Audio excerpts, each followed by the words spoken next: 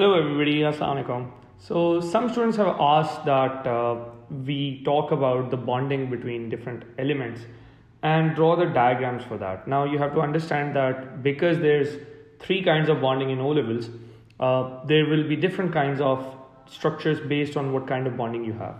So the first one that we have is the ionic bonding, and we just have to know that it is between ions.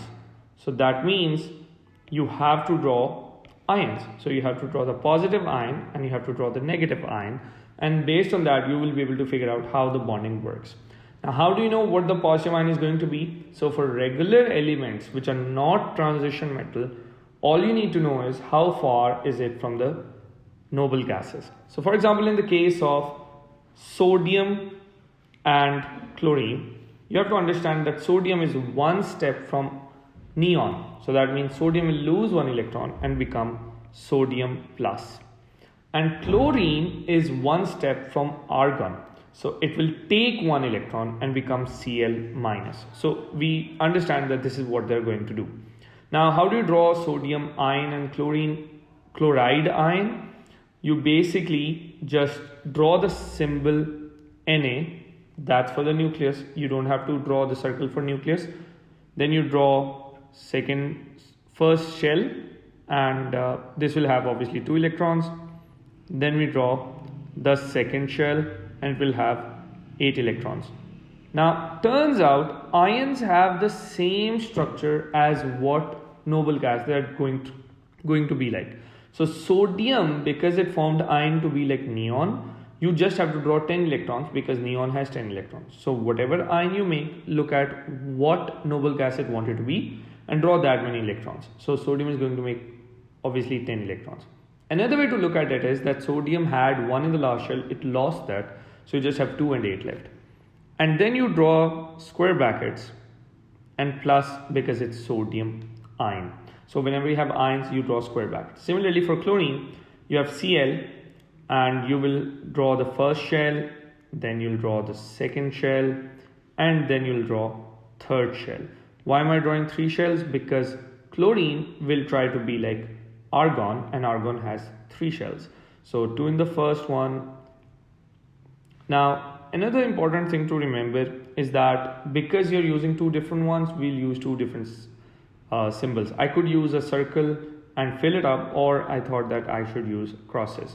So 2, 8, 7, that was for chlorine itself. So we'll draw 2, 8, 7 for chlorine itself before it became an ion. And now it has gotten 1 electron from sodium. So we'll draw 1 more for sodium. And there you go. That will make chloride ion. Okay. Now if I had something like calcium that lost 2 electrons, I will still put 1 for chlorine because chlorine is only going to take 1. Calcium might have lost 2. So where would the second electron go? To another chlorine atom. But this one will just draw as that. Now let's take the other example. And that one is for calcium and oxygen, as some students have asked. So for calcium, you have to understand that it's in group 2. It is 2 steps from the nearest noble gas, which is again argon. So it will lose 2 electrons and it will just be like argon. Come to think of it, argon is just like this one, so I can simply copy this one. Okay, make a few changes. So chlorine had just like argon, but chlorine gained 1 electron. Calcium will actually lose 2, so calcium has 18 of its own. I'll just change the nucleus for calcium. What's the charge in calcium? 2 positive or positive 2, and there you go, that's calcium.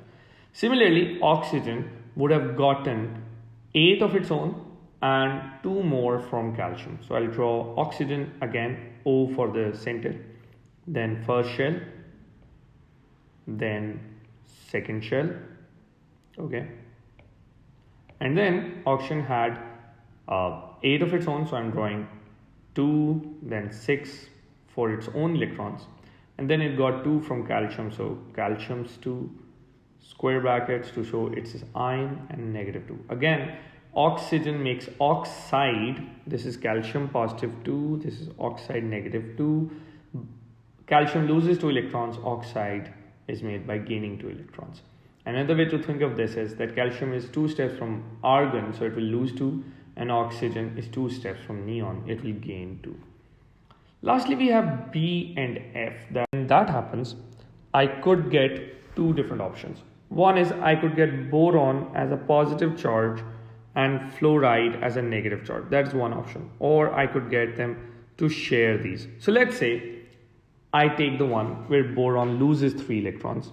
So it becomes like positive 3, and fluorine gains 1 electron. It becomes F minus.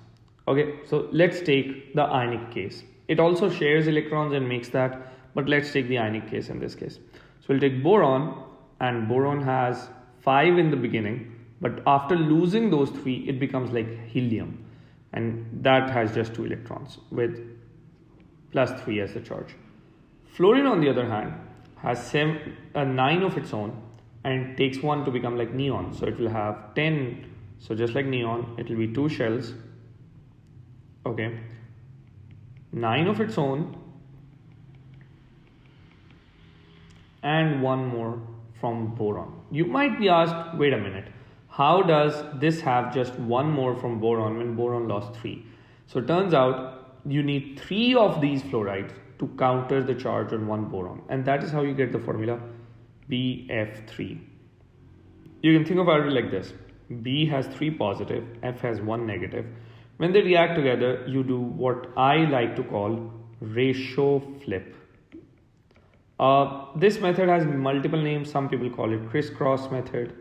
Basically what you're doing is that you're taking this value and this value, you're getting the ratios of that. So this is 3, 1, right?